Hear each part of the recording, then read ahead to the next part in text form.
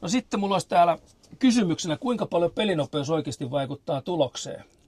Pitäisikö kaikkien meidän kokeilla alle 2 tunnin kierrosta? Niin kuin että pelaa silleen nopeasti. Niin, pelaisi niin kuin perusgolfia, niin kuin oikein niin kuin, hei, mennään ja ollaan ja... No jos mennään vielä tähän speedgolf-asetelmaan ja mitä se opettaa, että ei välttämättä tarvitse nyt porukan lähteä juoksemaan. Sähän voit kävelenkin pelata. Ihan just silleen speedgolf niin kuin mentaliteetillä pelaat. Niin. Sä meet ja lyöt heti. Joo. Siinä suurin piirtein, kun laitetaan bagi maahan ja sitten bagi nousee lyönnin jälkeen, siinä menee vajaa 10 sekuntia, 7-8 sekuntia, kun ollaan mitattu, kauan siinä menee. Joo. Niin menee voisin kävelläkin siihen. Niin, ja otat mailan, lyöt ja näin, ja yhtä harkkasvingejä, että greenien lähellä, että niin kuin silleen lähde lukemaan greenejä näin, ja pelaat silleen intuitiivisesti. Niin mä veikkaan, että siinä menee kaksi pelaajaa, niin semmoinen tunti 50 minuuttia. Yksi jos pelaa tunti 40 minuuttia kävelee, ei tarvitse juosta yhtään. Niin kyllä se, niin kuin, se voi opettaa aika paljon. Että sä meet ja lyöt, annat palaa, et mieti ja hinkkaa. Joo. Meillä on, mitä mä pelaan mun omalla kotiklubilla, niin, meillä on silleen kavereiden kanssa, me mennään pallolle heti paukkuun. Joo, se jengi on omilla palloilla, venää kun toinen lyö. Tietenkin jos joku on edessä, niin sitten, mutta niin, se on heti. Ja ne on alle 2 tunnin ysejä reilusti. Niin. Jopa 4 hengellä. Niin 4 sitten. Niin, ei siinä juosta. Ei Okei, se on vanhalla kentällä, mutta metsäkentällä on vähän eri juttu, jos lyö huonosti. Mutta siis se on kivaa. Se on oikeasti kivaa. Siis on todella mukavaa, kun rundi menee tolleen parissa tunnissa. Ja sitten siinä voi seurustella ja jutella, mutta eikä tarvitse juosta. Mutta kävellään ripeästi ja aina palloille ja heti lähtee. Ja, se on, itsekin on oppinut siihen oikeastaan vasta viimeiset 4 vuotta sellaiseen. On sellainen kaveriryhmä, joka pelaa. Ongelmana tuossa on sama kuin sitten speedgolfissa, että pitää lähteä aamulla ekana tai illalla tosi. No ei se on pitää aamulla lähteä ekana pelaamaan. Niin, muutenhan se ei onnistu. Näin on. Puhuttiin tässä Mikon kanssa, kun oli väliaika. Niin otetaan toi esiin uudestaan. Miten sitä voisi kehittää joku niin kuin katsoja siellä, golfari innostunut, joka haluaa kehittää omaa peliä. Niin Mikolla oli tähän aika hyvä pointti. Niin otetaan se vaikka sen 7 siihen keskelle, mikä se määrämitta silloin, ja kerropa siitä eteenpäin, miten se lähtee. Niin, jos menisi kentällä pelaamaan tämmöistä vähän niin kuin treenirundia, niin sanotaan, että jos olet vaikka rautaseiskalla, mä lyön suurin piirtein 50 metriä. Ja lyön siitä 150 metriä niin kuin greenille. Niin sitten tiputtaa toisen pallon ja lyö 6 feidin siihen. Yes. Se menee, kun lyöt feidiä, niin se menee vaan sama matka, 50 siihen niin kuin sen rautaseiskan viereen. Ja sitten otat rauta 8 ja vedät sen deal-oftaat ja voimakkaan drawn siitä, niin sekin menee 150 metriä. Kyllä. Tai mitkä ne matkat nyt onkaan pelaajille, niin lyöt noilla 3 maaralla saman mittaisia lyöntejä, niin se avartaa. Tämä oli Viheriöiden varassa opetusjakso 1. Taisi olla, en tiedä oliko aikaisemmin tällaisia vinkkejä tullut, mutta ainakin itse koin, että toi himottaa jo päästä kokeilemaan tuota. Joo. No niin Mikko, miten sä valmistaudut kisoihin? Onko sulla useampi päivä ennen kisaa joku rutiini tai onko se aina sama päivä vai menet sä vaan klubille tuntia aikaisemmin ennen kuin lyönti ulos vai onko sulla jotain tällaisia, niin kuin lyhyesti, tällaisia ajatuksia? No siis tämä on se, missä mulla on eniten kehitettävää. Onko näin? No, joo, mä menen niin tuntia aikaisemmin klubille tai 1,5 tuntia tai vähän riippuu paljon, kun pitää syödä. Mutta mullahan on nyt semmoinen ongelma tässä Senior Tour Golfissa, että mä yleensä aloitan kisat todella huonosti. Okay. Eka rundi, eka ysi on niin kuin siis, jos katsoisi tilastoista, niin aivan siis luokatonta pelaamista. Okay. Sitten mä siinä niin kuin hiffaan yleensä backninella, miten homma lähtee, se pelaan sen paremmin ja sitten se vikarundi hyvin ja sitten siinä yleensä että on se niin kuin kärjen tuntumassa. Mutta mä en oikein saa niin kuin koneita käyntiin siinä alussa jostain missä sun mielestä johtuu? Johtuuko se sitten liian myöhään vai?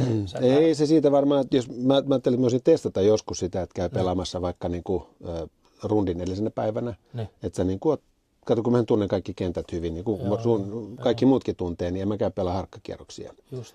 Että sitten menen paikan päälle sillä, niin kyllähän siinä vähän menee, kun on uusi kenttä. Vaikka ne on tuttuja kenttiä, niin silti se on niin kuin, että mitkä on touchi greeneillä ja näin ja asetukset ja muut, niin voisi vähän valmistautua paremmin. Mutta muutenhan totta kai se on pikkulämpä ja siinä pari palloa ja näin ja hyvä niin kuin. Mutta se ei ole mitään tällaista 2 tunnin lämpää, että käyt vetsit läpi ja punkkeri ja... Ei, siinä mä väsyisin, jos se 2 tuntia. Mutta mä tiedän, että on sellaisia kavereita, tuttuja itsellä ainakin, että se 2 tuntia pitää olla ennen tiitä. Mä ajan suoraan suunnilleen näyttiille, mutta mä tykkään, kun ei ole hirveästi aikaa. Joo, mutta se on varmaan aika henkilökohtaista, että miten Se paljon on. aikaisemmin menee siihen ja näin. Ja mitä mutta, tekee sitten. Niin. Mutta lyöt sä pallot kuitenkin, range-pallot? Siis totta kai, kyllä mä nyt yleensä menen ja siis otan putit ja pikku chipit, bunut, jossa on vähän riippuen näitä harjoitusalueista ja sitten Mutta se ei ole mitään niin korillinen palloja vai onko? Mutta siinä on mitä yleensä korillisen. Korillinen, niin, no se kyllä sä tarvitset perusasetelma. Niin kyllä sä tunnin tarvitset silloin siihen. Niin, jotain semmoista. Kyllä siinä menee helposti, kun sä siirryt aina puttialueelle ja tsippailet. Mutta se on niinku tavallaan ennen tätä valmistautumista, niin tässä joku mättää tässä muhammassa, kun mä aina aloitan kisat päin honkia ja sitten nousen sieltä niin kuin sitten. Niin, mutta hyvä, saat nousemaan. No ei ole muuta vaihtoehtoa. Joo, mutta jatka samalla lailla vaan, muutenhan sä et anna muille mitään mahdollisuuksia. Niin, jos mä pystyn ton ratkaisemaan jotenkin, ja tämän vedän ekan rundin ekan ysin hyvin, niin kun mä muistan, kun mä voistin Espanjan avoimet, niin mä aloitin Birkulla. Mä tiesin, nyt on niinku paikka, kun lähti eka kertaa alle paarin niinku ekalla ysillä. Just kova. No miten sitten, puhutaan vähän fysiikasta tässä kohtaa, niin onko sulla näkemystä, onko seniorikolfissa tällainen fysiikan merkitys aliarvioitu, jos ajatellaan seniorikolfareita? Vai voiko fysiikalla voittaa vai miten se menee? Sähän oot selvästi lahjakas kaveri, mä oon selvästi vahva kaveri tässä, mutta en mä sua voita golfissa. Niin, no ei nyt on varmaan tietenkin perusfyysinen kunto on tärkeä ja toi liikkuvuus, nyt ikää kaikilla kuitenkin on vähintään se 50 vuotta tässä. Se pitää olla, Mutta näillä toureilla pelata, niin. Mutta sun kohdalla, miten sä, ehkä tämä kysymys on enemmän sulle parempi. Niin, mutta mä en ole silleen hirveästi ajatellut tietenkin, siis jos speedgolfin kautta, nyt mä en enää pelaa speedgolfia niin paljon, mutta kuitenkin silleen lenkkeilen ja pidän kondiksesta huolta ja hiihtelen talvella ja käyn salilla ja näin, että se niin kuin peruskunto on ihan ok. Että varmaan nyt jollain sitten monella alkaa niin kuin paikat hajoamaan tässä iässä. Että enemmän se on siitä niin kuin kyse, että tulee rajoitteita sen takia ja sitten liikkuvuus alkaa niin kuin kärsimään ja kyllä golfissa tärkeä tuo liikkuvuus kuitenkin on. Että se on A ja O oikeastaan. Niin ja kato sitten, rytmihan on kuitenkin kaikista tärkeä golfissa.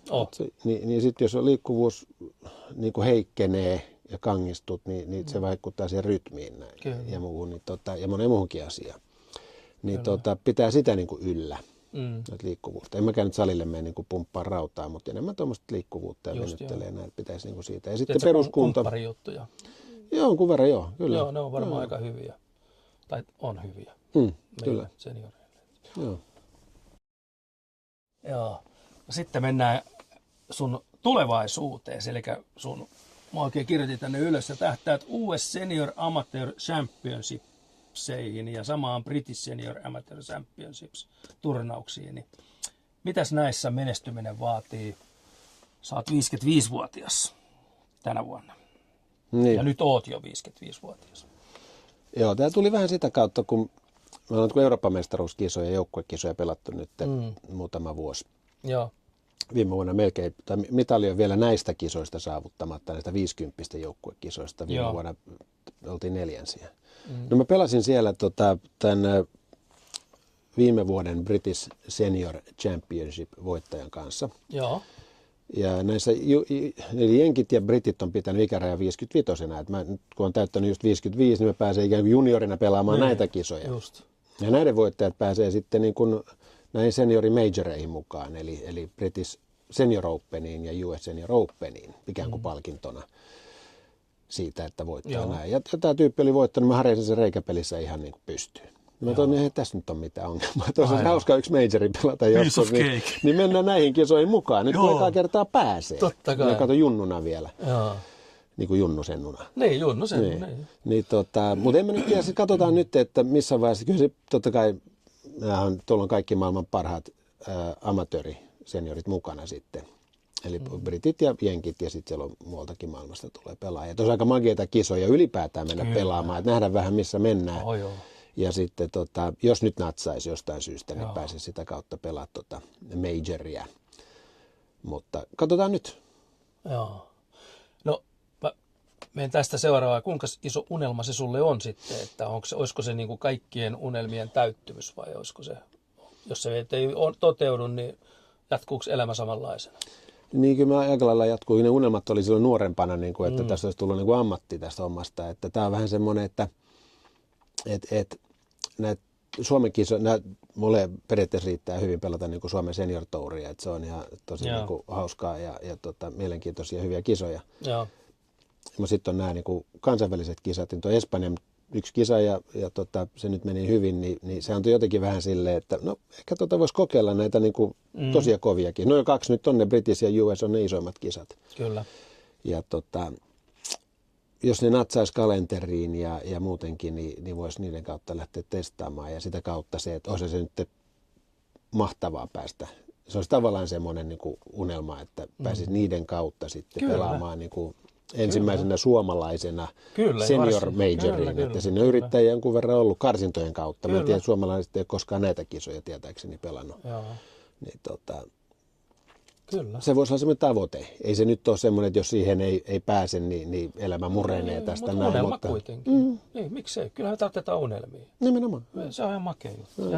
Niin, kato sitä varten vähän treenaa ja niin, ja sä uskallat puhukin siitä vielä ääneen, niin mun mielestä se on tosi nasta juttu.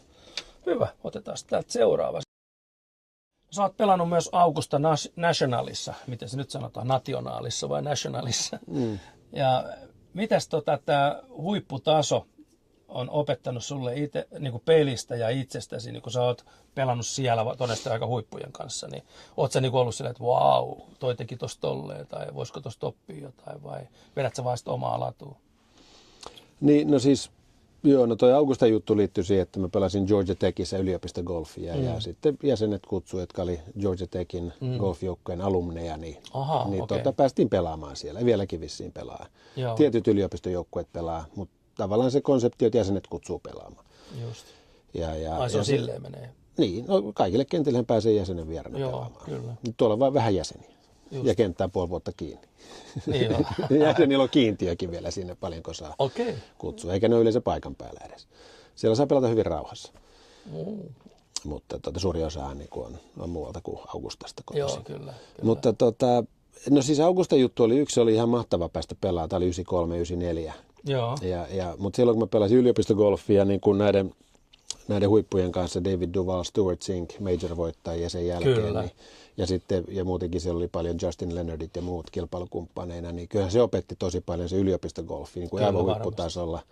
No sit mä en päässyt pelaamaan tietenkään nyt ja heitä vastaan sitten niin kuin siellä PGA Tour, Eurooppa Tour tasolla, mutta kuitenkin Challenge Tourilla paljon taas sitten huippupelaajien kanssa, niin kyllähän se on opettanut paljon. Ja se, mikä opetti varmaan Georgia Techin aikoina eniten, niin me tehtiin töitä Bob Rotellan kanssa, joka McIlroy on nyt viimeiset 2 vuotta tehnyt duunia sen kanssa. Kuunnellut sen YouTube-juttuja. Niin, ja silloin kirjoja paljon, äänikirjoja ja muita, niin kyllä. Se auttoi varmaan eniten niin uran aikana, se Rotellan konsepti ja tämä mentaalipeli ja miten kuuluu ajatella ja näin. Niin. Yes.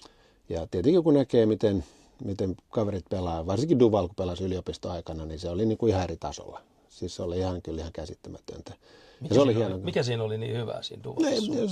Eikö siitä mitään mieleen? No siis oli all around, mutta se oli niin kuin jokaisella osa-alueella vaan parempi. Ja se niin kuin ihan siis se, kun se tiesi, että hän menee tourille ja hänestä tulee major-voittaja maailman ykköspeli, se, niin kuin se näki sit olemuksesta, että tonne mennään vaikka väkisin. Kyllä. Niin kyllä se kaikki tekeminen oli sitten niin kuin eri tasolla. Ja pelattiin kierroksia, missä niin kuin omat rundit oli jossain vaikeissa olosuhteissa, vaikka paari tai 7-5 oli OK-rundi, niin Duval tuli aina 6-7.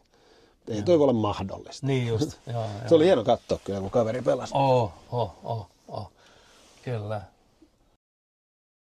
No niin, sitten ollaan jo viimeisessä kysymyksessä tällainen. Mä oon miettinyt, Mikko, sitä, että jos sä voisit antaa lahjan tonne meidän katsojille. Lahja. Joo, mutta lähinnä niin kuin vinkki, että mitä kannattaisi kokeilla, että mikä voisi ehkä auttaa omaa peliä. Niin sä voit antaa 1 tai 3 tai useammankin vinkin, mutta feel free. No tietenkin eka varmaan, että miettii sitä omaa motivaation tasoa, että kuinka paljon haluaa kehittyä, että haluaako oikeasti kehittyä ja miten sitoutunut on siihen, että haluaa. Monihan ei välttämättä niin kuin toivoo sitä, että olisi kiva pelata paremmin, mutta ei tee mitään se eteen. Mutta sitten jos oikeasti haluaa kehittyä, niin tuossa juteltiin just siitä, että tämmöiset speed golf-henkiset asiat, ei tarvitse lähteä juoksemaan, mutta pelaa puolella setillä, opettaa lyömään erilaisia lyöntejä ja pelaa niin kuin nopeammin. Pelaa vaikka kaverin kanssa sen tunti 50 minuutin kierroksen. Ja sitten ehkä se mä itse painottaen sitä omaa ajattelemista, että mieti sun lyöntirutiinit hyvin ja kaikki niin kuin tekninen ajattelu pois. Että haet hyvän rytmin siihen lyöntiin ja sitten äärimmäisen niin kuin yksinkertainen ja positiivinen se ajattelutapa. Jos on hankala lyönti, niin lyö konservatiivinen lyönti. Kans speedgolf hengessä, greenin keskelle tai chippi silleen vähän niin kuin, että jätetään tuohon nyt alapuolella. Mutta enemmän se on sitä omasta motivaatiosta kiinni, että kuinka paljon haluaa kehittyä. Jos oikeasti on niin kuin motivoitunut ja nälkäinen siitä, niin kyllä ne keinot löytyy. Monesti se jää siitä kiinni, että olisi kiva pelata paremmin, mutta sitten tiedätkö, hinkataan drivea rangella, niin eihän se kehitä yhtään. Mä oon samaa mieltä kyllä tosta. Joo. Hyvä. Tämähän oli nakkeja juttu, että pääsit käymään ja katsojat teille te olette nyt seurannut tämän haastattelun tässä ja jos sä tykkäsit tästä, niin anna peukku. Ja jos sä haluat nähdä lisää näitä jaksoja, niin olisi kiva, jos sä pistäisit kanavan seurantaan, niin saat aina ilmoituksen siitä, kun uusi jakso on ilmestynyt. Eiköhän me olla sitten tässä. Sä lähdet varmaan reenaamaan ja mä alan editoimaan tätä videoa. Ei, katsotaan joo, kyllä nyt kausi on kuule päällä ja mitä 3 viikon päästä ekat kisat, niin nyt pitää alkaa pelaamaan. Niin toi FST1. Joo, mäkin ilmoittauduin eilen sinne. No niin. Mutta mä tuun harjoittelematta. No mä koitan nyt pelata yhden harkkakierroksen ja aloittaa paremmin. Joo, no kyllähän sä pelaat hyvin. Se on ihan 100 varmaa. Mutta siellä me nähdään seuraavan kerran viimeistään. Jes, me tehdään. No niin, hyvä Mikko. Kiitoksia. Kiitos.